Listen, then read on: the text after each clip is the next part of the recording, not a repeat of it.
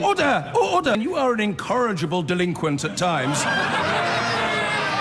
Behave yourself, man! Now, an allegation of contempt of court against the former leader of the far-right English Defence League, Tommy Robinson, is being referred to the Attorney General. Hundreds of his supporters and some opponents gathered outside the Old Bailey as Mr Robinson appeared to face an allegation that he had committed contempt by filming people before a criminal trial. Let's go to Dominic Casciani. Dominic, what's happened? Yes, well, Joe, this morning we were expecting to hear the full contempt of court case brought against Stephen Yaxley Lennon, who also uses the name Tommy Robinson. This relates back to a case in Leeds where he was accused of potentially derailing a trial of men who were accused of taking part in effectively a rape gang. Now, that case is now reportable. At the time it wasn't, and he was accused of potentially breaching that trial. Now, he was jailed immediately at the time, but the Court of Appeal freed him in August, saying that the matter had to be fully reheard in fairness to Stephen Yaxley Lennon, because he effectively hadn't had a chance to put his defence in full to a court before he was jailed for 10 months in relation to that. Now, we had expected that to go ahead this morning, Joe, and in fact hundreds of his supporters did turn out this morning to show solidarity with him, because he says he is being persecuted by the establishment for speaking unpalatable truths. This morning, Judge Nicholas Hilliard QC, to everybody's surprise, actually adjourned the case yet again, saying that the matter now had to go to the Attorney General for a decision on how best to proceed. Quite simply, he said that Stephen Yaxley Lennon had put in actually quite long submissions in his defence about what happened at Leeds when he allegedly potentially derailed this case. Those submissions had to be looked at and fully examined, and basically fully cross-examined like a proper trial rather than a very short hearing in front of a judge here at the Old Bailey. So that's in fact where we've got to today. The whole case has gone off again, but today has been very much like a big day out for many of his supporters, shouting and chanting in support of Tommy Robinson.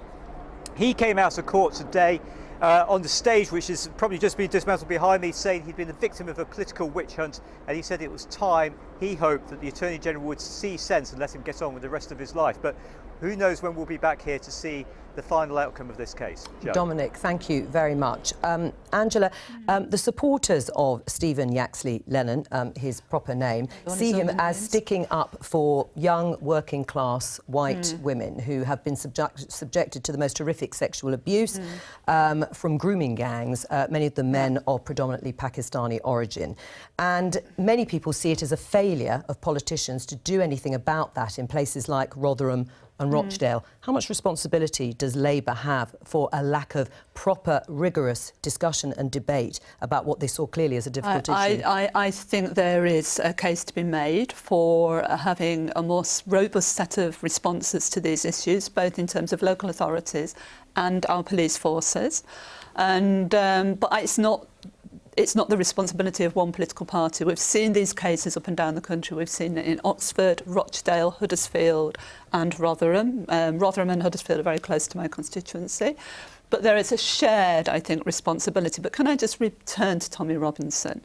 He said today, journalists are the enemies of the people. That's unacceptable. We need a free press. It's essential to our democracy.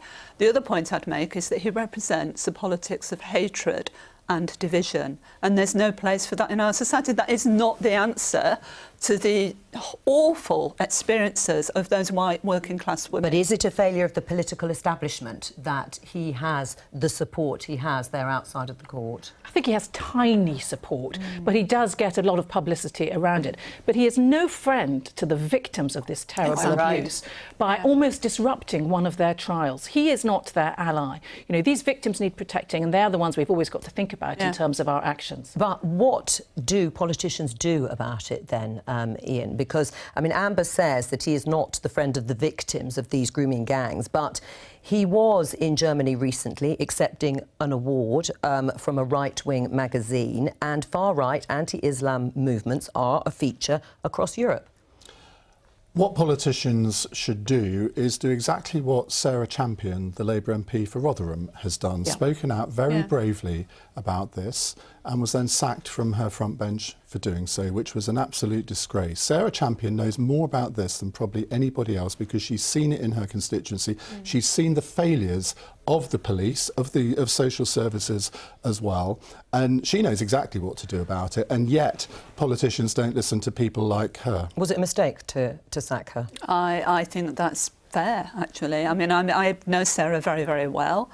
As I say, she's a neighbouring constituency, and it was a disgrace that she was sacked from her role for speaking the truth. I mean, I can't deny that, and I'm not going to deny it. I think it was we've just got to be really careful with our language here, and I'm an Oxford MP, so I'm very, very aware of what happened in Oxford, but I should also say that also in Oxfordshire I've been made aware of other grooming gangs that are white and working class. Absolutely. And so it's the racist overtones of some of the ways that, and the piece that Sarah Champion was sacked for in The Sun I read, and it was on I think the wrong side of that line. I really do. We've just got to be very, very careful about the racist overtones of this, and yes, we need to tackle it wherever, but you see, in Layla, whatever form it takes. I'm afraid you're falling into Yaxley Lennon's trap in saying this, because you cannot ignore that in all of these cases they were predominantly men of British Pakistani predominantly, origin. Now, but if we not try and completely. sweep that There under the are other carpet, grooming. you're falling into his trap. You're not sweeping it under the carpet, but there are other grooming gangs that aren't Asian. But you have to think about the context here, and the context here is that because of sensitivities around Asian issues,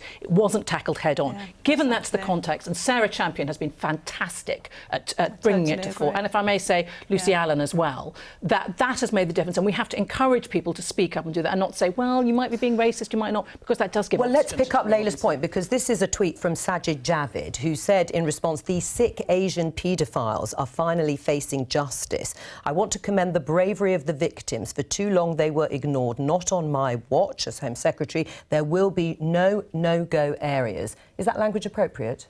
Well, he's absolutely right. There should be no-go areas. And within the context of what has been happening in the past, I think that, you know, as a Muslim man himself, he was absolutely right to stand up and say that. I just don't understand why he needed to do it with a capital A Asian. You know, that sense, I agree with everything there. You would, wouldn't you? So why the word Asian? Why not say dark hair? You know what I mean? It's ridiculous. I think we all have to be careful about our language in all of this. But really, let's go back to the main point here, which is that Tommy Robinson represents a type of politics which just embeds division and hatred in our society. That's not acceptable.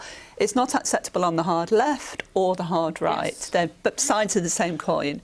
So that is the starting point here, that Tommy Robinson has no place in our politics when it comes to the really sensitive issues relating to sexual grooming and discrimination and harassment. The best way to make that the case, Angela, is for us to show that MPs and government are standing up and doing it themselves. Right, but has there been a failure on that? Well, I think that we are now much more aware of it. So, I hesitate to say failure because, you know, in the past, yes, I think we have let people down in the past, but Sarah Champion, Lucy Allen, they're all stepping up and making sure, and with Sajid Javid as well.